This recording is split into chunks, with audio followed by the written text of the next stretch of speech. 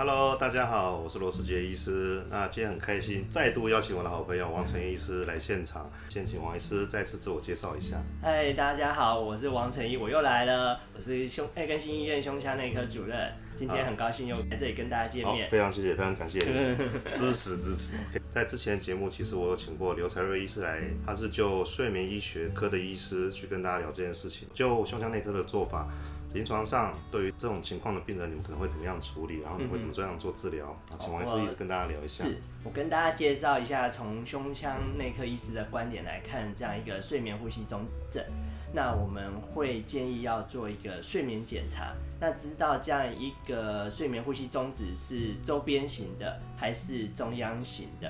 那周边型主要是比较是上呼吸道，包括嘴巴、咽喉，然后到上颚这边是不是有解剖上结构的问题，造成睡眠呼吸中止，或比较中央型。嘴巴周边还是鼻子周边？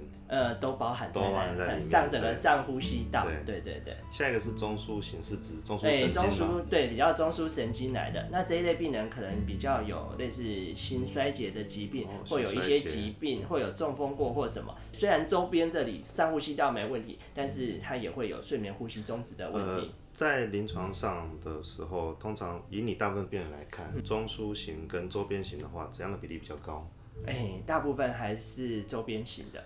所以说，大部分的病人可能还是有机会可以处理。如果是中枢型的，也有机会可以做治疗吗？中枢型也有机会，那就要去解决心衰竭，还是有中风过或有什么去解决它比较一开始造成的问题。所以它是跟脑神经有关，还是跟什么有关系？不一定。中枢型的话不一定。对。所以现在临床上其实是周边型的比较多。周边型居多，大概8-9成这样子。那会偏向用药物做治疗，还是有什么样特别的方法？周边的话呢，我们会根据它的一个睡眠中止指数，它每小时会睡眠中止多少次？那正常人每小时还是会睡眠中止，只是每小时小于5次。了解。那如果5到15是轻度，那这样一个轻度的，我们就会比较推荐用像牙科或耳鼻喉科做一个止鼾器啊，或开刀这样一个去帮忙。对。那到15到30每小时有15到30次的时候，可能就要比较使用一个呼吸器吗？对，正压睡眠呼吸器。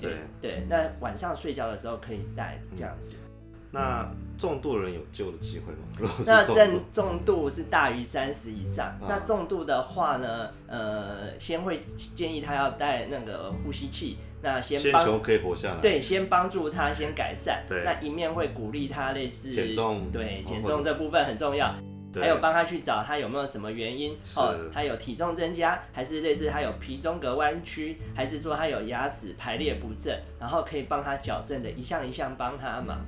一般人来讲，像有些人可能像我们是可能也许是跟家人在一起，所以也许家人会提醒我们说，睡眠中可能会打呼，声音很大声。对，都是另一半发现，另一半受不了。如果今天其实现在单身人也很多嘛，就如果以现在情况下，如果我是自己一个人住，我要怎么样去判断说怀疑我自己可能会有口呼吸、有睡眠呼吸中止症的这个情况，我要怎么去判断我可能会有？自己反而比较难从睡眠中注意到。对。那但是你可以看看你平常会不会很容易打瞌睡？那有时候看电视或读书看看就睡着了，或每次开会，在公司开会的时候，每次就很容易打盹，就发现。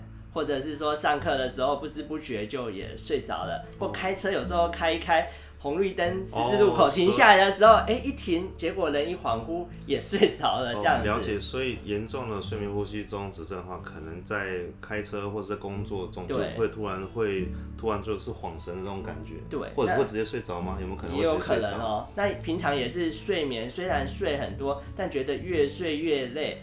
白天起床的时候总是觉得睡不够，精神不好。了解，所以看起来睡眠呼吸中止症其实是蛮大的问题，尤其像台湾现在。大家工作压力大，然后慢性疲劳的情况下，我们吃的又很好，肥胖、疲劳，很多人都有这个问题。对，那很开心今天可以邀请王医师来跟大家聊一下。有机会跟大家再详细介绍。所以我们今天可能会先聊到这里。那很开心今天王医师特别来这边，好，谢谢大家。如果大家喜欢我们的节目或喜欢我们的频道的话，欢迎大家可以订阅我们的频道。好，下次见喽，拜拜。